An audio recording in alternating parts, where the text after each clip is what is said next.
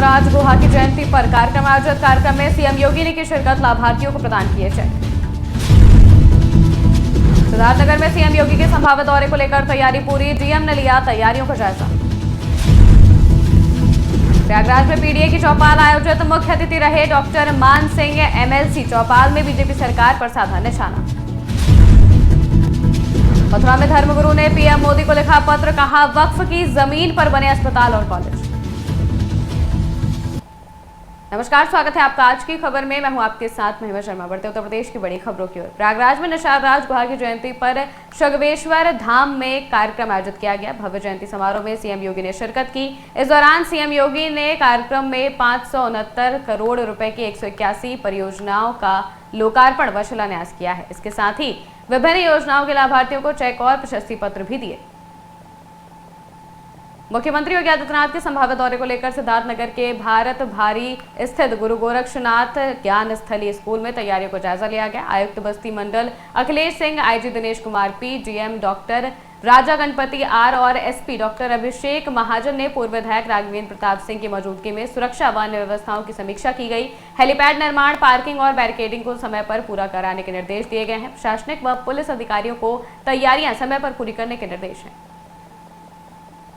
प्रयागराज के हंडिया क्षेत्र के देवनीपुर स्थित जवाहरलाल इंटर कॉलेज में पीडीए की चौपाल आयोजित की गई। इस चौपाल के मुख्य अतिथि डॉक्टर मान सिंह एमएलसी रहे। उन्होंने सभा को संबोधित करते हुए भाजपा सरकार पर निशाना साधा और कहा कि पिछड़ा दलित अल्पसंख्यकों की भाजपा हितैषी नहीं है। वहीं दूसरी ओर डॉक्टर मौर्य ने चौपाल में आई महिलाओं को अंग वस्त्र देकर सम्मानित किया। इस मौके पर सपा के गंगापार जिला अध्यक्ष अनिल यादव सहित अन्य लोग मौजूद रहे। समाजवादी पार्टी के राष्ट्रीय अध्यक्ष माननीय अखिलेश यादव जी और प्रदेश अध्यक्ष माननीय श्यामलाल पाल जी के दिशा निर्देश पीडीए चौपाल पूरे प्रदेश में चला गया।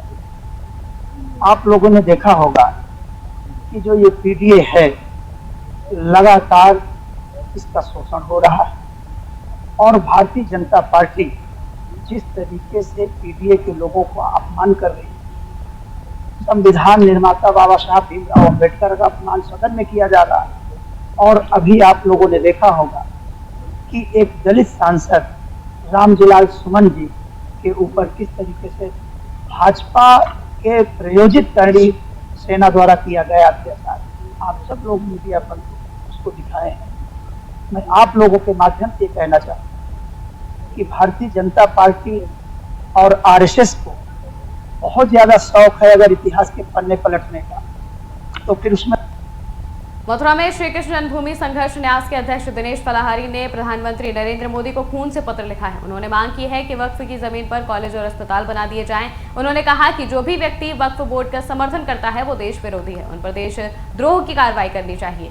ऐसे लोगों को पाकिस्तान भेज देना चाहिए जिससे ये लोग पाकिस्तान में बाजार और मस्जिद बना सके और भाईचारा कायम कर सके। ऐसे लोगों का हिंदुस्तान में कोई काम नहीं है। दिनेश पलाहारी ने पीएम मोदी का ट्वीट करके ये पत्र भेज दिया है।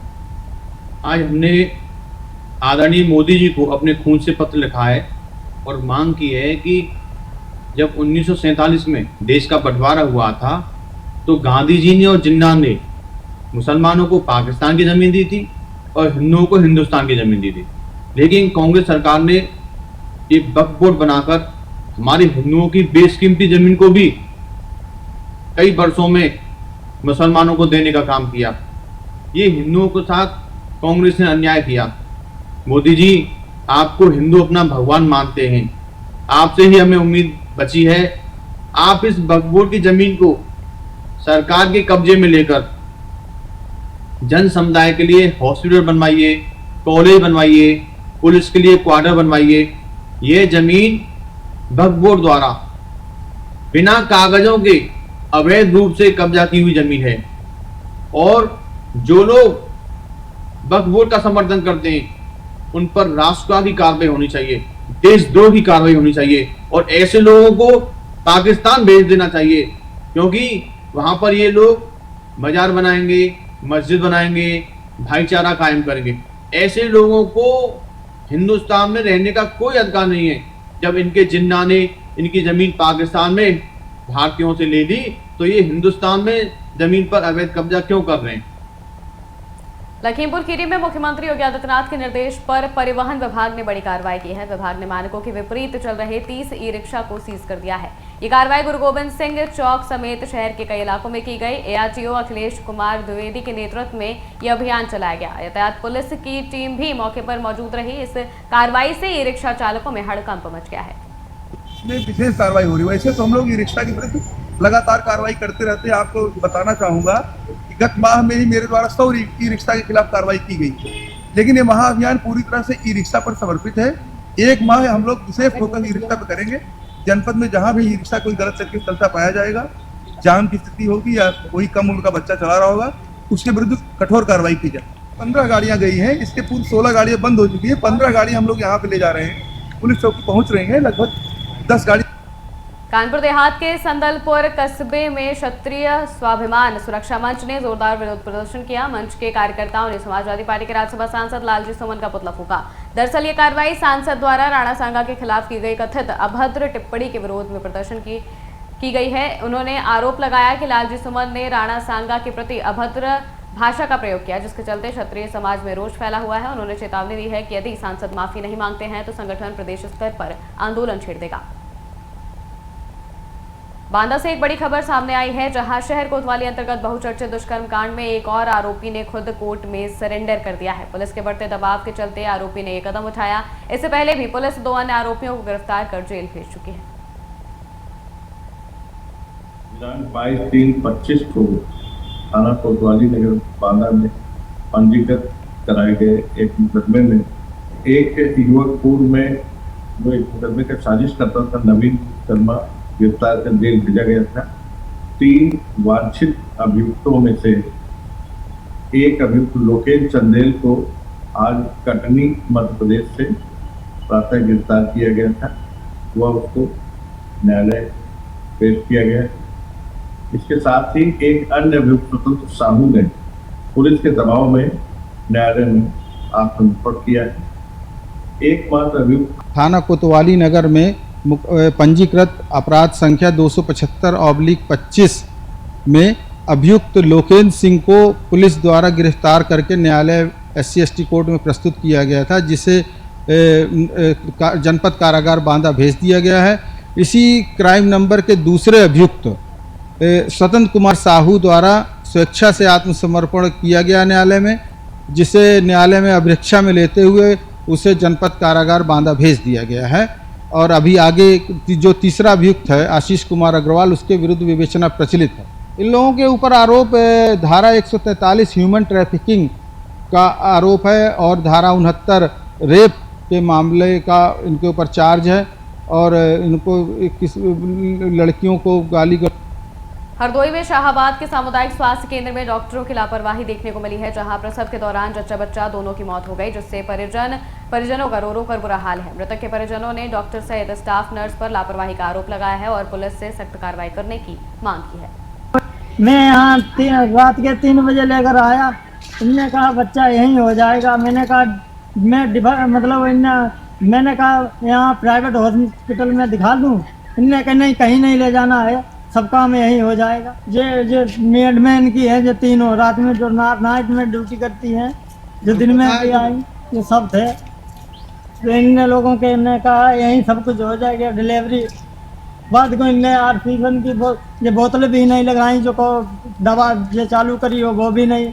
फिर क्या हुआ, जब जो बना रहे, जब डिफर कर रहे, जब ख़त्म हो गई, जब बोतलें चला रहे, और क्या ख़त्म होने के बाद में यहाँ पे बोतलें चढ़ रही।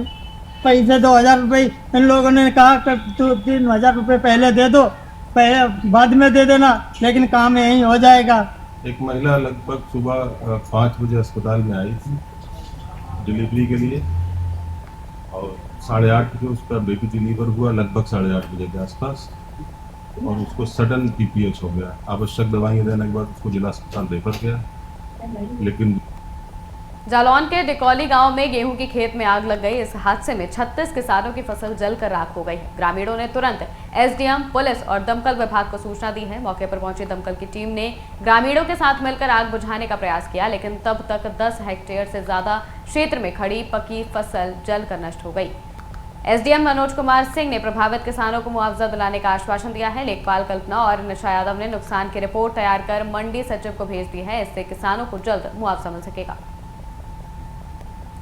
अमरोहा के हसनपुर कोतवाली क्षेत्र में हुए सनसनीखेज ड्रम हत्याकांड का पुलिस ने 48 घंटे के अंदर खुलासा कर दिया है। पुलिस ने हत्या के आरोप में पति, पत्नी और साले को गिरफ्तार किया है। मामले की जांच में पुलिस को सीसीटीवी फुटेज और सर्विलांस से अहम सुराग मिले हैं। इसके आधार पर पुलिस ने तीनों आरोपियों को गिरफ्तार कर लिया है। पूछताछ में आरोपियों ने अपना जुर्म कबूलते हुए कहा कि मुझे शक था कि मेरी पत्नी और उसका प्रेमी मुझे मारकर ड्रम में भर सकते हैं, इसलिए मैंने ही उसे पहले मार दिया। पुलिस अधीक्षक अमित कुमार आनंद ने बताया कि हत्या के पीछे अवैध संबंध मुख्य वजह थी। फिलहाल पुलिस ने तीनों को जेल भेज दिया है और आगे की जांच जारी है। हसनपुर क्षेत्र में रात्रि में पशुंदर नामक व्यक्ति का शव बरामद हुआ था।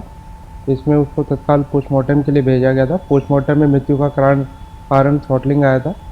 इसमें के परिवारजनों के तहरीर के आधार पर तत्काल मुकदमा पंजीकृत किया गया था।